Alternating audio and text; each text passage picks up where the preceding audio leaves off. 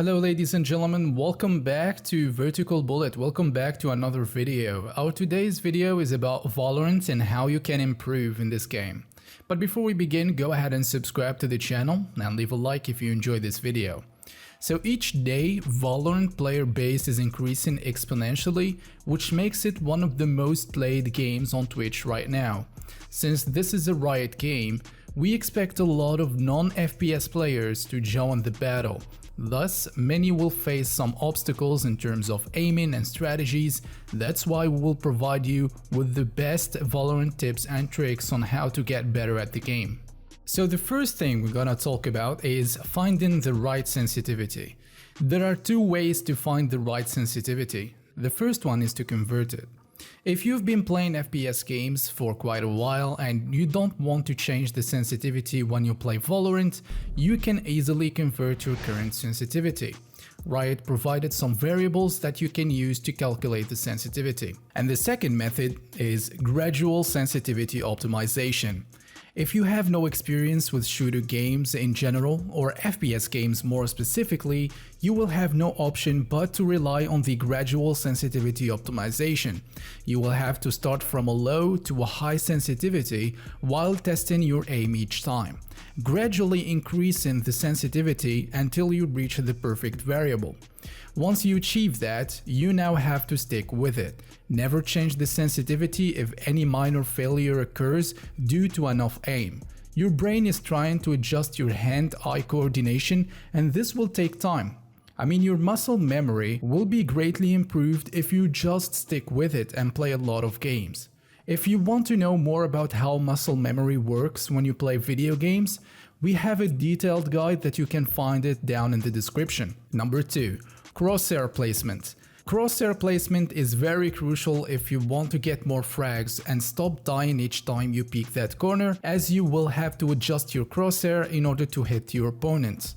The enemy will always be waiting for your sweet head to pop up. Personally, I don't recommend you always peek the corners, especially if you're a beginner, but if you must, then always lock your crosshair to where the enemy's head may appear as you circulate that angle.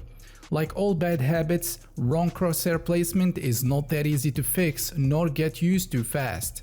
You will definitely notice a huge difference when you always remember to change your crosshair when you're running or walking. Number 3. Practice your aim with KOVAAK. First of all, no good player was born with good aim. You will have to practice, there's no shortcuts. The more you play, the more accurate you will be. The training in Valorant is very limited and doesn't really give you the results you're looking for. There are a lot of training apps and games out there on Steam and other stores, but I prefer KOVAAK 2.0, a flexible application which gives you a variety of exercises to improve your aim. Using KOVAAK is of course optional. You can only rely on the game to teach you how to aim, but it will take more time. Training with KOVAAK is easy and fun. If you want to use the game only as a source of training, you will have to spend a lot of time to improve, since you will go through a lot of frustrations and disappointing results because you're not playing against bots. These are real players and they don't care if you're a beginner or not. Your aim might need slight adjustment, or maybe your tracking is not that good. Pick the right exercise and stick with it. I personally train 1 hour a day and the improvement is noticeable.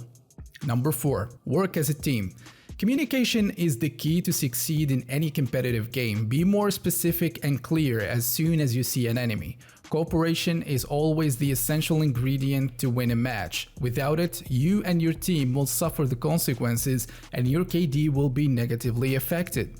Playing with your friends is always better than playing with randoms, especially in ranked mode. In Valorant, 90% of the time, players will only use the in-game tagging rather than just using the microphone. You can join Valorant Discord and you will find a lot of players with similar level. Number 6. pick the right crosshair. Valorant did a great job to give its fanbase a wide range of customizations to edit your crosshair the way you need it to be.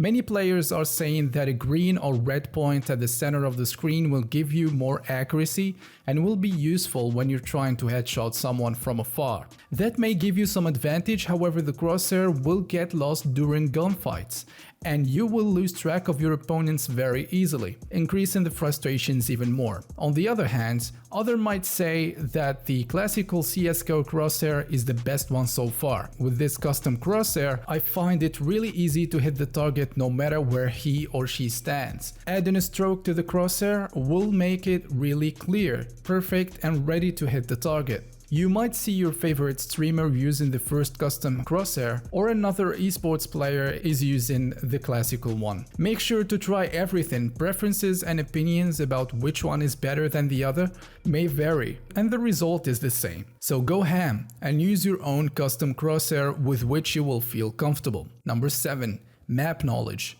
The map design of Valorant was made so the newcomers feel at home. And by newcomers I mean those migrating from MOBA to FPS. You will feel at home since the usual 2 or 3 lanes map layout will be present. You will need to focus on callouts and leverage that throughout the game. This will enhance your communication skills and give you the advantage over your opponents. Learning the best spots to plant the spike is also crucial. Place the spike where you will have a visual on it later on when you're hidden, as it will turn red if it's being diffused. This comes in handy if you're the last player alive and waiting for the enemy to defuse. Number 8. Don't be toxic. The microphone is usually used to give the right information on where the enemy could be hidden or moving. Using it to express anger or misleading information was and never will be the right call to opt for. I mean, being toxic is way worse than being a noob or a beginner. It will limit communication and may result in a bad outcome and negative KD. Always be helpful and don't feed incoming toxicity. Period. Number 9. Exploit the sounds. Audio in Valorant is still a work in progress. It's not that perfect yet, but you have to use that for your advantage. A good headset is always a good choice to go for. A great chunk of the game will be you hearing who's coming or passing by. People tend to rush the objective, so it's easy to hear the enemies approaching the site and get a clean shot, since you will know exactly where they are. You can also hear the spike when it's being planted or diffused from a long distance. So the best way to exploit the sounds is by eliminating any external music or sound and increasing the in-game volume. And the last point I want to talk about is don't play ranked yet. If you're a beginner, don't go for the ranked mode until you feel comfortable with your aiming and communication skills. You will need to learn a lot before going to this mode. If you play ranked and you're still not prepared for it, you will have a lot of difficulties later on and might uninstall the game with the idea that Valorant is not worth the time, or it's difficult or even laggy, while you didn't even invest the necessary time to become a better player at this game. So take it easy and learn step by step, don't rush. Anyway guys, we reached the end of the video. If you enjoyed this video, go ahead and like it and subscribe to our YouTube channel for more videos like this in the future. See you next time.